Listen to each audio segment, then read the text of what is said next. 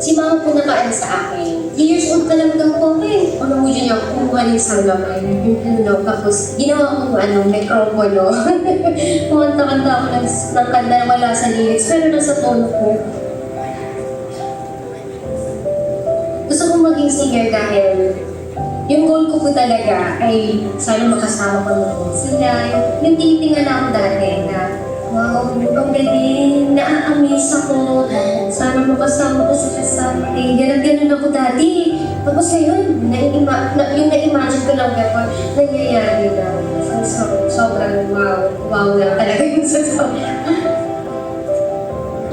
Nung bata si Laika, isa siyang yung masayang bata lang.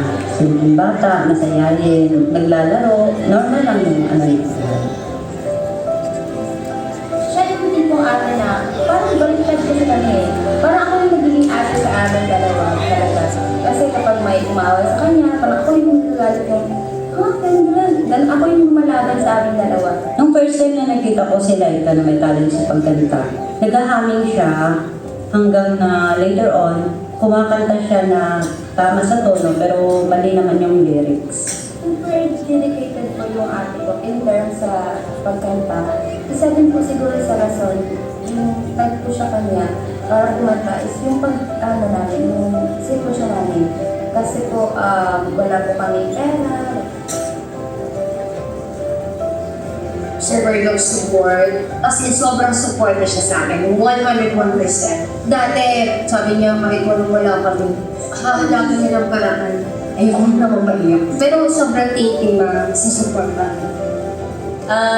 We met when we were, I believe, 5 years old.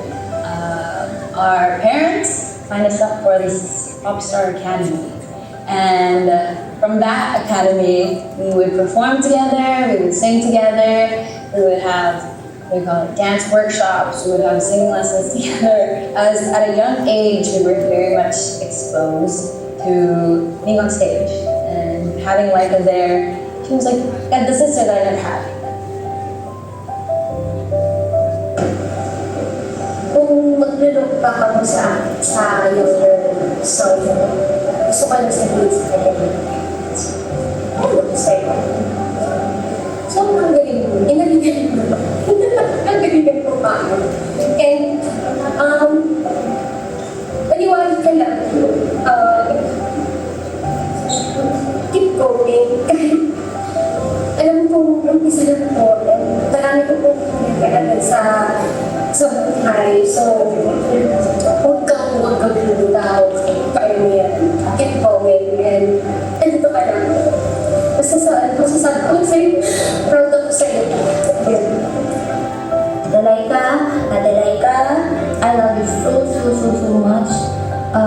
Kabalo ko na naka sa hard time karon, pero I know na dili ka mag-give up. I know nga i-pursue mo gihapon imong dreams, isang naglisod na ka, and ayaw malimot na alam mo dili sa imong mga always na ang feet nasa ground dyan. Tapos ayaw pagdako, ayaw mong ulo.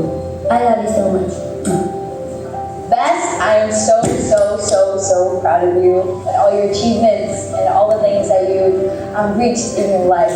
I've been here through thick and thin, and I will continue to be, and I'm just so grateful to have a person like you in my life, and continue to push forward no matter the circumstances. I will always be here.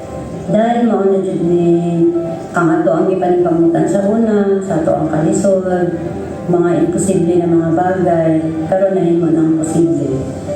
Karon concert na nimo nakakuha ka og mga maayong butang sa imong kinabuhi. Ang tanang mga kalisod na to o pagpaningkamot na paid off siya. Pero syempre, dili tanan good times, napod kay hard times, na alam ni diri para sa inyo. Always na sa inyo. Love ka lang. Ito may mama. Ganda yung pinagpakalat mo na dati sabi mo sa akin.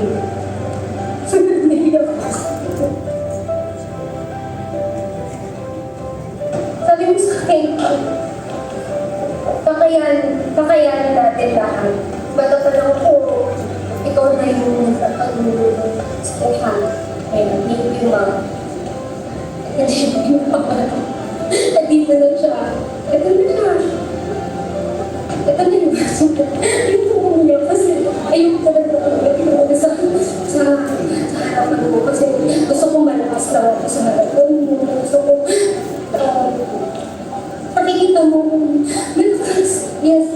Para po sa inyo, para po sa sarili ko, tsaka future na mangyayari po sa kanila.